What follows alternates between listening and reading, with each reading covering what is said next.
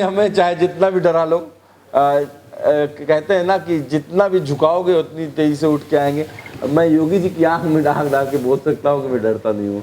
ठीक है, I think हम लोग हेल्थ फॉर ऑल पे बात करें, लेकिन ये जान लेना कि अगर ये कहते हैं कि हम चुप रहेंगे तो चुप तो नहीं रहेंगे।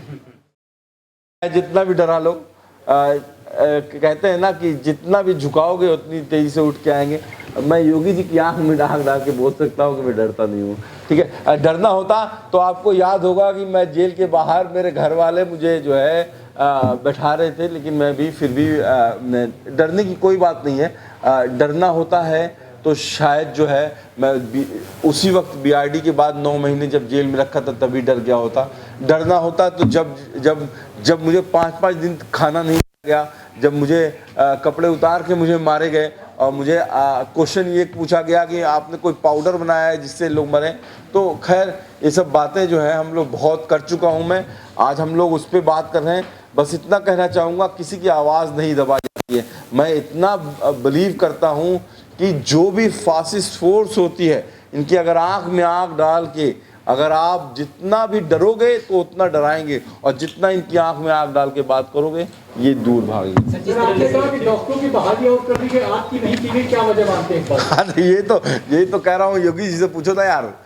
आप योगी जी करेंगे सस्पेंशन के बारे में आप बताइए, क्योंकि काफी लंबा समय बीत चुका है, क्यों आप नहीं वापस किए जा रहे हैं? क्यों वापस नहीं किया जा रहा है, ये योगी जी से बेहतर आंसर कोई नहीं दे सकता है। शायद उन्हें ही पता होगा, पर मैं बस इतना कहना चाहूँगा कि 9 इंक्वायरियाँ हो चुकी हैं।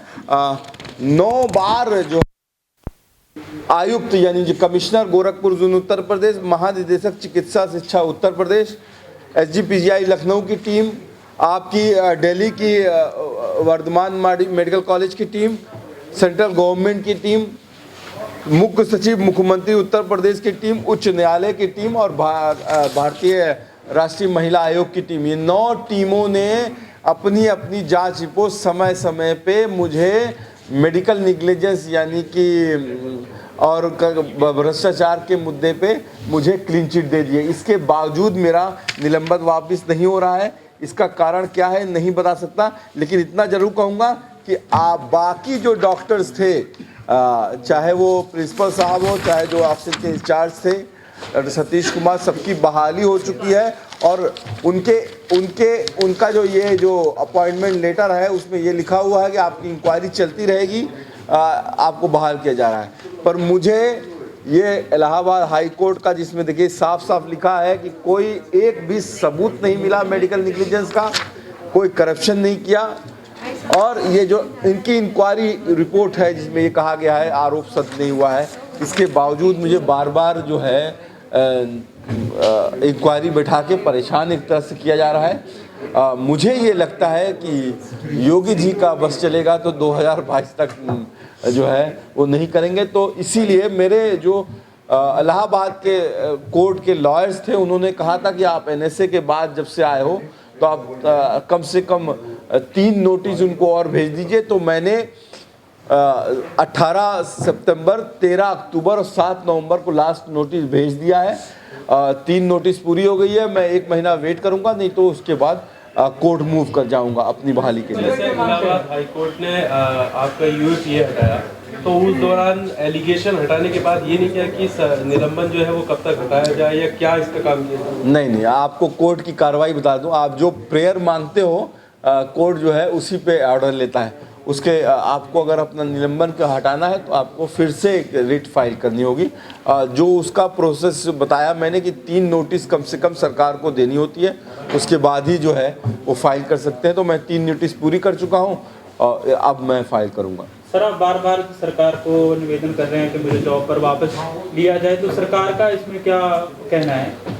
सरकार कुछ नहीं कहती है। मैं 25 से ज़्यादा पत्र भेज चुका हूँ जब से 2017 से निलंबित हुआ हूँ। सरकार कोई जवाब नहीं देती है।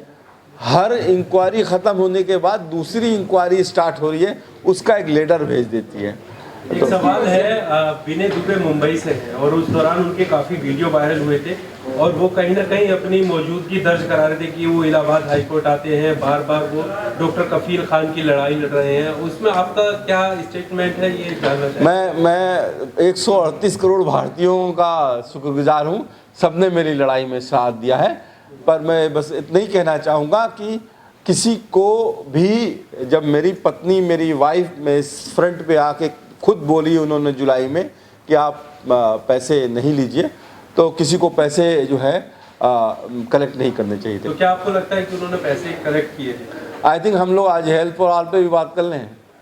ठीक है। नहीं सर, वो आप पर गंभीर आरोप लगा रहे हैं आजकल। गंभीर आरोप बहुत लोग लगाते हैं। देखिए, आप ये बता दीजिए, गंभीर आरोप लोगों ने लगाया कि मैं बिहार में चुनाव पे भी जाऊंगा और जो है नीतीश कुमार खिलाफ के बोलूँगा, मैं जो हूँ बीजेपी के खिलाफ भी बोलूँगा। मैं बिहार के चुनाव में गया ही नहीं, मैं जो बैठा इस पे काम करता रहा। तो जानते नहीं बिना दुबे कौन है?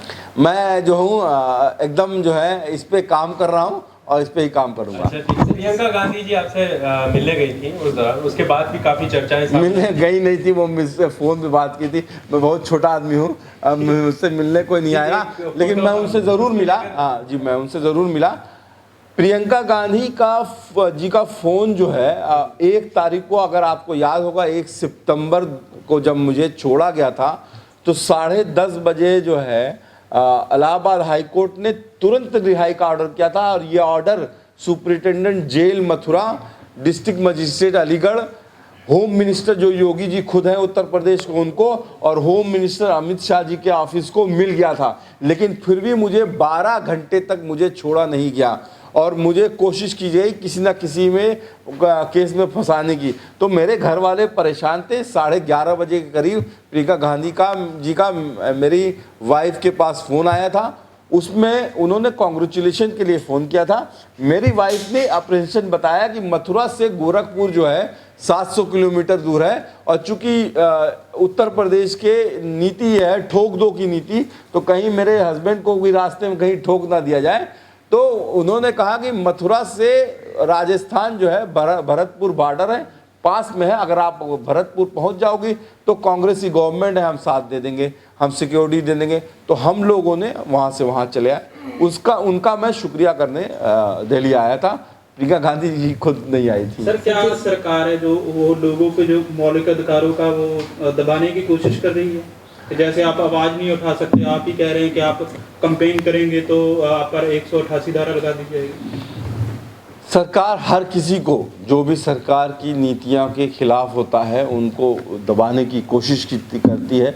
और पिछले 6 सालों में ये चीज़ें बहुत बढ़ गई हैं।